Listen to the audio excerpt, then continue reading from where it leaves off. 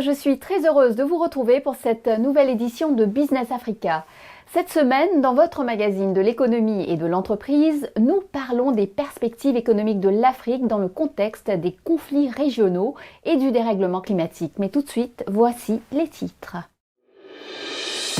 Elle change la donne pour la gestion des déchets organiques. Au Kenya, les fermes de mouches soldats noirs rejoignent la lutte pour la protection de l'environnement.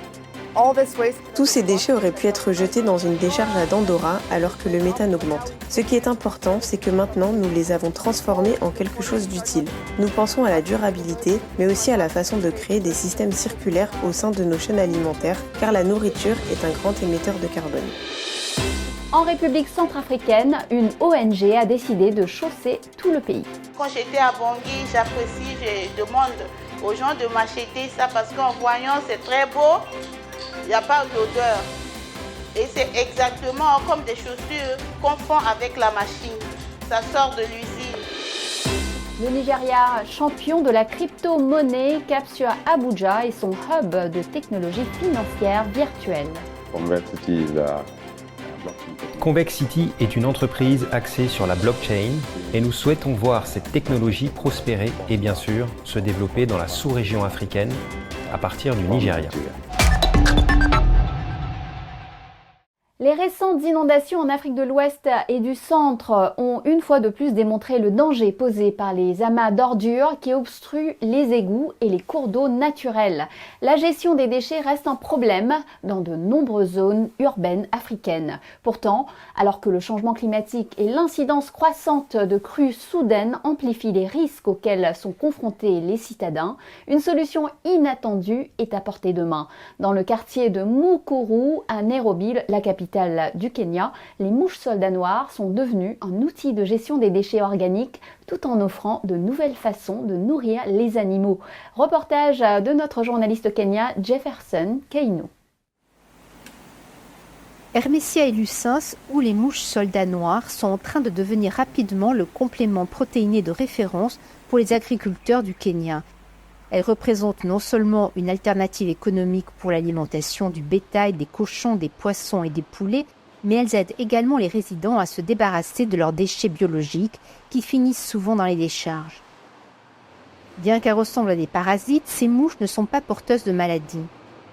Nairobi produit presque 6000 tonnes métriques de déchets. Les larves de mouches soldats noirs qui consomment une large gamme de déchets organiques, y compris les restes alimentaires, les résidus agricoles et le fumier, aide à réduire ce volume qui finit dans les décharges. Tous ces déchets auraient pu être jetés dans une décharge à Dandora alors que le méthane augmente. Ce qui est important, c'est que maintenant nous les avons transformés en quelque chose d'utile. Nous pensons à la durabilité, mais aussi à la façon de créer des systèmes circulaires au sein de nos chaînes alimentaires, car la nourriture est un grand émetteur de carbone. Les mouches soldats noirs adultes sont élevées. Leurs œufs sont collectés et éclosent dans des environnements contrôlés. Les larves sont nourries avec les déchets organiques préparés et se développent très rapidement. Nous commençons donc par des déchets organiques qui sont broyés puis mélangés avec d'autres aliments et ensuite nous les nourrissons. Par la suite, nous attendons généralement 10 jours ou 15, le plus souvent 10, selon le beau temps et la façon dont ils travaillent sur la nourriture, et ensuite nous procédons au traitement. Après 10 jours, nous parvenons à séparer l'excrément des larves, puis les larves sont traitées, séchées et enfin vendues. L'élevage des mouches soldats noirs a une empreinte environnementale faible par rapport à l'élevage traditionnel car elles utilisent moins de terre, d'eau et de ressources. Il existe de nombreuses idées reçues sur les insectes, mais la plus répandue est qu'ils sont associés à un facteur de dégoût. Et ce facteur de dégoût est souvent associé à la saleté comme avec les cafards par exemple. Pourtant, dans le monde entier, 2 milliards de personnes consomment déjà des insectes. Au Kenya, dans la région occidentale, les gens mangent des kumbe-kumbe, les termites volants. Je pense que c'est une question de perception que nous devons surmonter. Même lorsque nous avons commencé à élever des grillons, le premier était difficile à mettre en bouche. Mais une fois le paquet terminé, on demandait « S'il vous plaît, apportez-moi-en un autre ». Il s'agit donc d'amener les gens à changer leur mentalité et à voir que les insectes peuvent aussi être bénéfiques, non seulement pour l'alimentation, mais aussi pour l'agriculture. En utilisant ces insectes pour lutter contre les mauvais insectes, ce qui permet d'éviter de pulvériser des pesticides. L'élevage des mouches soldats noirs est une approche prometteuse pour relever les défis mondiaux en matière de gestion des déchets et d'agriculture durable. Elles offrent en fait une solution d'économie circulaire qui transforme les déchets en ressources précieuses.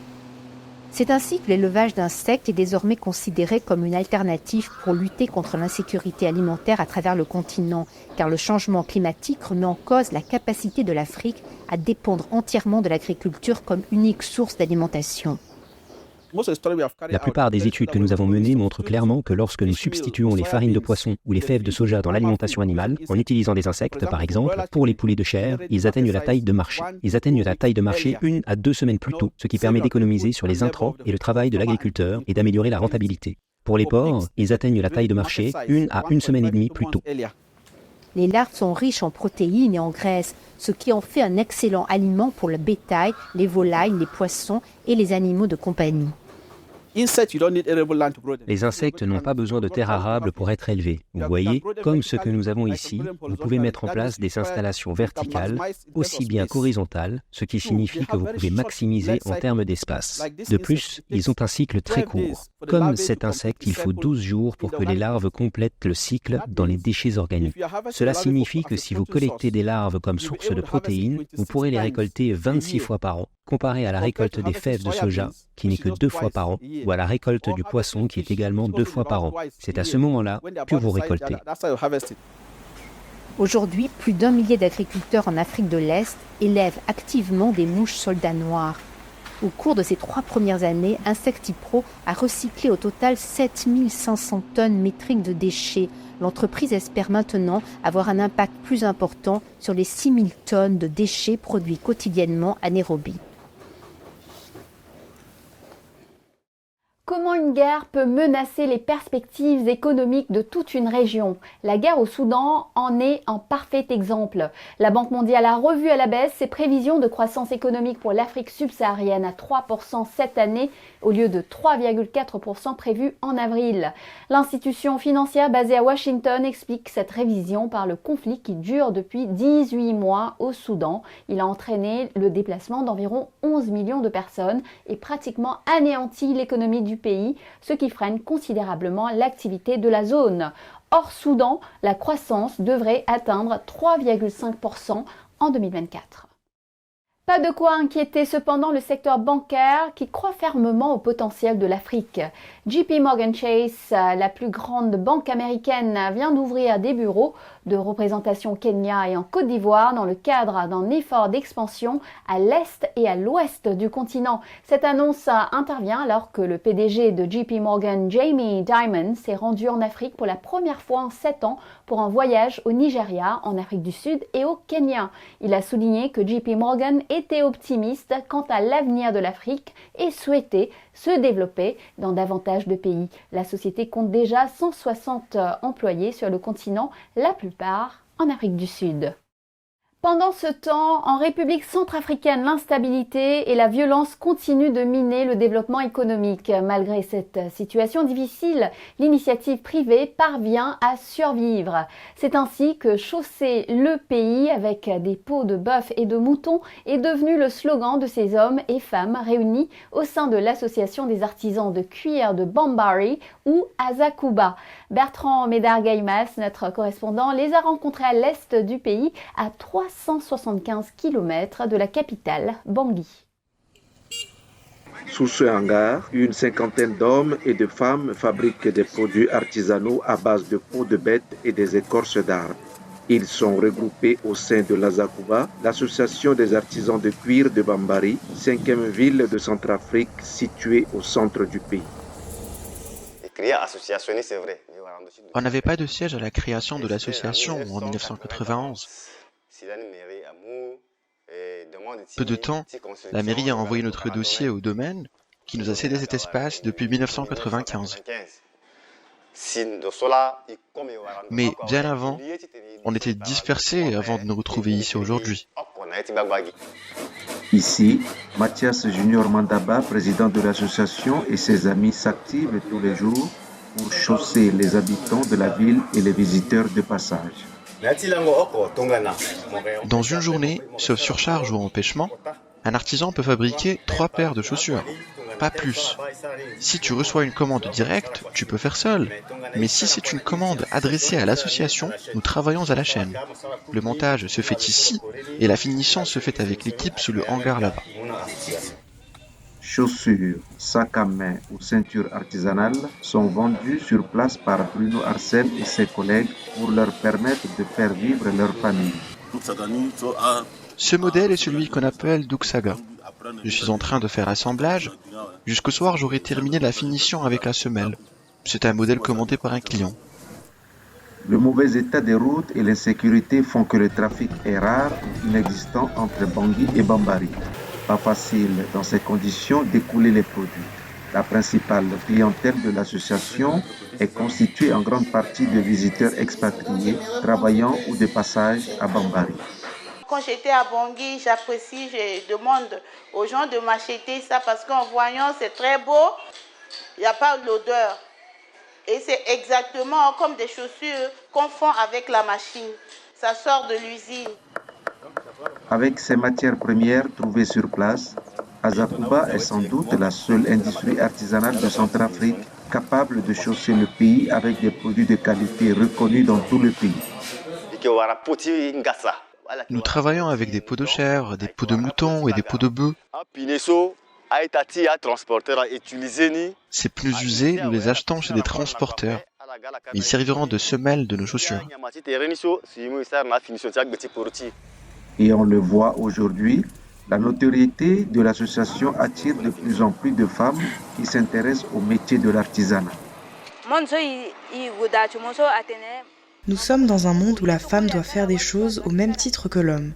Et je suis contente et fière de ce que je fais parmi les hommes. C'est un travail qui m'aide à subvenir aux besoins de ma famille. Le matin, mes enfants peuvent prendre le petit déjeuner et trouver un repas à leur retour de l'école. Salomé fait la fierté de ses semblables. Son courage et sa détermination forcent déjà l'admiration de beaucoup de gens qui nourrissent aussi l'envie de la suivre. En venant ici, je vois une femme parmi eux qui travaille tellement bien et ça me fait plaisir.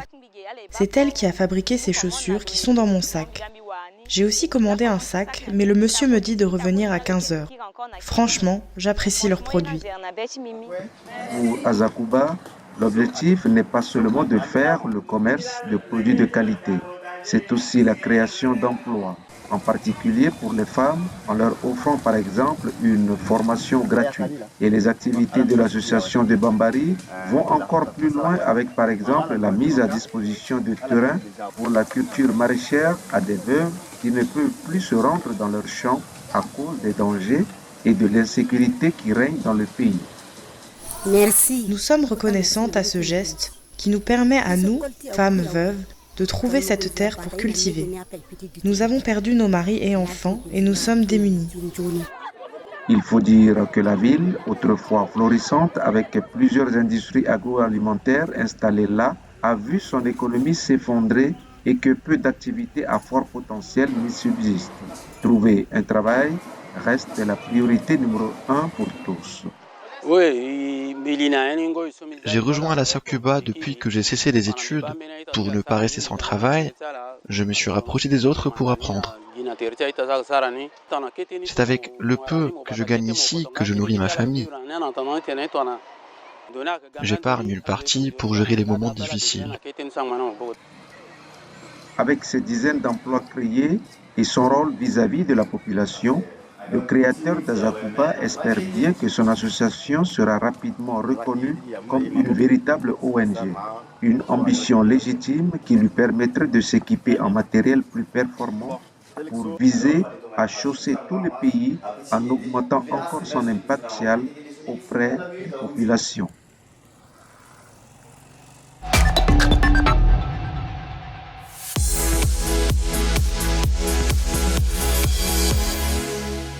Bonjour Arlinda Roukoun. Bonjour. Le verdissement des villes est l'un de vos champs d'action. Dites-nous pourquoi. Bien sûr. Alors, il faut savoir que d'ici 2050, 70% de la population terrestre habitera en ville. Et dans ce contexte-là, il est important de préserver les enjeux écologiques des territoires. Et donc le verdissement permet de lutter contre les îlots de chaleur urbains et contre les inondations, par exemple. Sur le volet social, il permet aussi de rapprocher le champ et l'assiette en développant l'agriculture urbaine. Et sur le volet économique, une ville qui résiste au changement climatique est une ville qui est plus attractive et donc qui peut engranger plus de financement. Est-ce que vous auriez un exemple concret ? Bien sûr.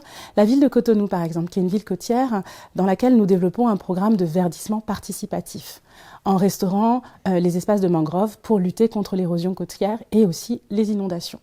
Ce travail permet d'une manière de préserver l'enjeu écologique de la ville, mais aussi de former les jeunes populations pour leur permettre de participer au verdissement de leur territoire et d'être rémunérés contre ce travail-là. Donc c'est d'une pierre deux coups, un enjeu écologique, un enjeu de renforcement de capacité des jeunes et de développement économique. Merci Arlanda Roukoun. Je vous en prie.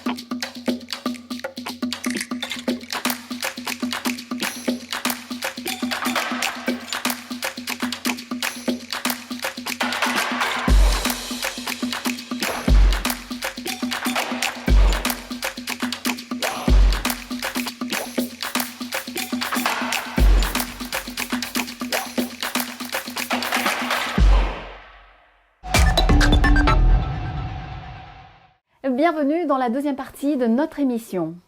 5 milliards de dollars, c'est ce que l'Afrique perd chaque année en frais de transaction de paiement. Vendre ou acheter des produits du continent en monnaie locale et pouvoir les régler sans frais supplémentaires devient un enjeu pressant. Le président kényan William Ruto, devenu champion de la cause, vient d'exhorter les banques commerciales à adhérer au système panafricain de paiement et de règlement, le PAPS.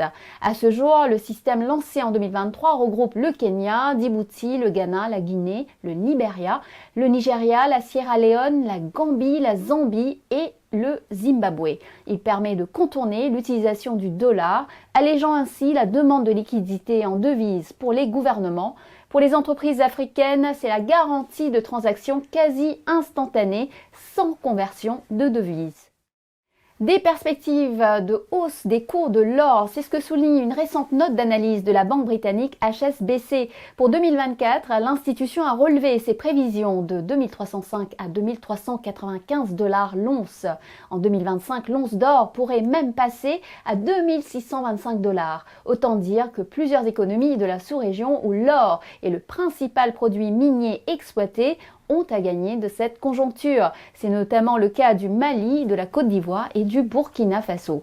Dans ce pays, les compagnies exploitantes canadiennes et australiennes ont vu leurs bénéfices progresser fortement cette année. Le capitaine Ibrahim Traoré, président du Burkina Faso, a souligné sa volonté d'augmenter la part de ses revenus revenant à l'État. Les utilisateurs de crypto-monnaies peuvent-ils devenir une source de recettes fiscales supplémentaires ? L'Afrique du Sud et le Kenya en sont convaincus. L'administration fiscale sud-africaine a averti les détenteurs de crypto-monnaies de mettre à jour leur déclaration de revenus s'ils ne veulent pas devenir la cible d'une technologie de suivi améliorée en train d'être mise en œuvre. Le Kenya, confronté à une crise budgétaire, a vu le nombre de détenteurs de crypto-monnaies augmenter de 187% depuis 2021, avec une tendance constante de revenus non déclarés et de perte de recettes fiscales pour l'État. L'administration va se doter d'un nouveau système numérique pour combler cette lacune. Crypto-monnaie, blockchain, effectivement, ces technologies gagnent rapidement du terrain en Afrique et il n'est pas toujours facile de s'y retrouver. En bref, les crypto-monnaies sont des monnaies numériques qui utilisent un réseau informatique décentralisé au lieu d'être contrôlées par les autorités monétaires. La technologie blockchain certifie les transactions pour éviter les malversations. Le Nigeria est dans le peloton de tête de cette évolution, au point qu'un centre spécialisé blockchain a vu le jour à Abuja. Explication avec notre journaliste sur place, Hugo Uana. Une nouvelle perspective d'opportunité pour les fournisseurs de solutions, mais également une technologie qui améliore notre vie quotidienne. C'est la technologie blockchain qui permet les échanges de crypto-monnaies. De nombreux acteurs du secteur aspirent à un endroit où ils peuvent réseauter, échanger et améliorer leurs connaissances dans un hub exclusivement dédié au marché de la blockchain et à sa technologie. Récemment, Convexity, le premier hub de blockchain en Afrique subsaharienne, a été lancé dans la capitale fédérale d'Abuja au Nigeria. Son ambition est de résoudre les différents problèmes qui prévalent en Afrique subsaharienne, avec le Nigeria en tête de cette révolution technologique. Convexity est une entreprise axée sur la blockchain et nous souhaitons voir cette technologie prospérer et bien sûr se développer dans la sous-région africaine à partir du Nigeria. Nous pensons que c'est une technologie puissante pour autonomiser l'Afrique et une technologie qui est destinée aux Africains. La plupart des enjeux en Afrique en ce moment peuvent être résolus grâce à elle. Et c'est ce qui expliquerait la création du premier hub de blockchain afin de booster les ressources, les talents pour co-imaginer, co-créer et résoudre les problèmes locaux.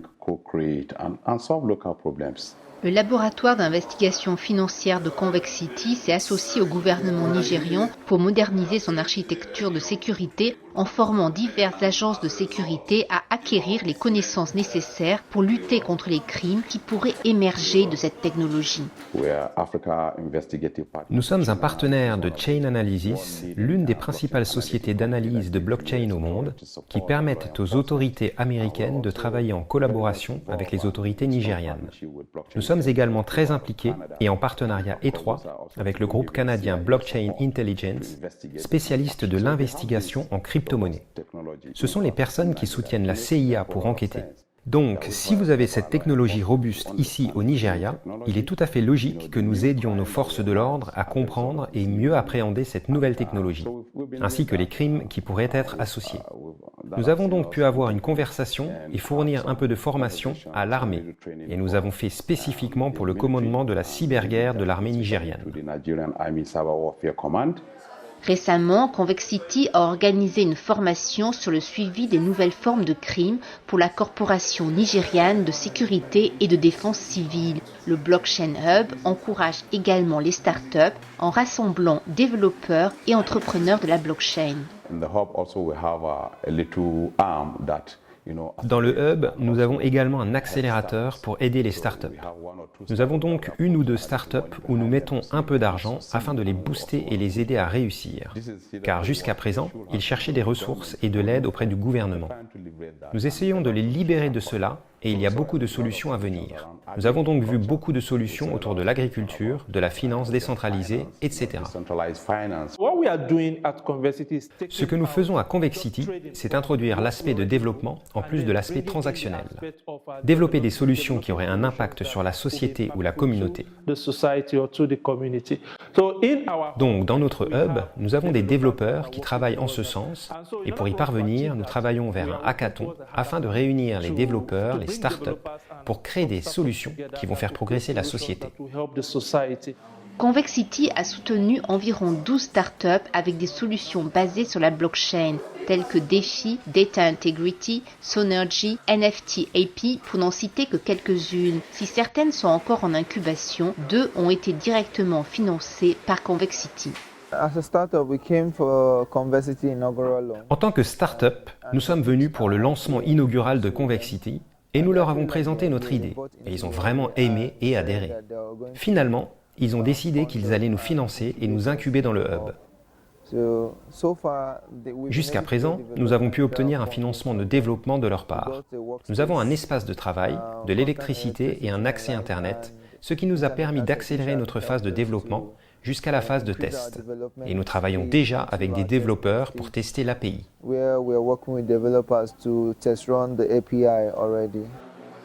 Convexity a ouvert de nouvelles opportunités sur le marché de la blockchain et ceci pourrait renforcer la confiance des différentes parties prenantes dans les solutions apportées par la technologie. Par exemple, la technologie blockchain pourrait être largement utilisée pour lutter contre la corruption financière et assurer une surveillance et des rapports équitables sur les élections. Des solutions éthiques, à l'autonomisation des startups agricoles, la blockchain offre une mine de ressources pour les économies émergentes. Il s'agit d'une révolution technologique en cours que Convexity et le Nigeria visent à mener sur le continent africain. Voilà, Business Africa, c'est fini pour aujourd'hui. Je vous retrouve la semaine prochaine, même chaîne, même heure pour Initiative Africa. Nous recevrons le musicien Doudou Kouaté.